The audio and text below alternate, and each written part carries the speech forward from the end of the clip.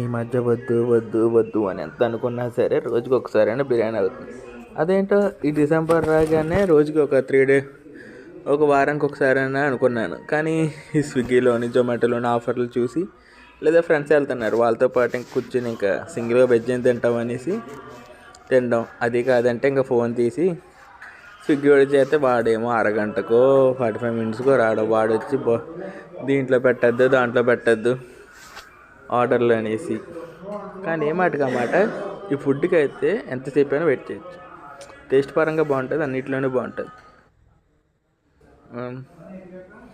ఇంకేం చేస్తాం, అందరం కలిసి కూర్చొని తినడం స్టార్ట్ చేస్తాం. అందరూ సంగతి తర్వాత చేసిన పెడితే ముందు నేను ఓపెన్ చేస్తాను. వాళ్ళే ఫ్రైడ్ రైస్కో దేనికి వెళ్ళారు. నాదైతే ఇంకా బిర్యానీ రోజుకి ఒక 200, 300 దీని మీదే ఖర్చు పెడుతున్నాను. ఇది అయిపోయాక తిన్నంగా కూర్చుంటానా అంటే అది లేదు, ఇంకా అయ్యో తింటూనే ఉండాలి.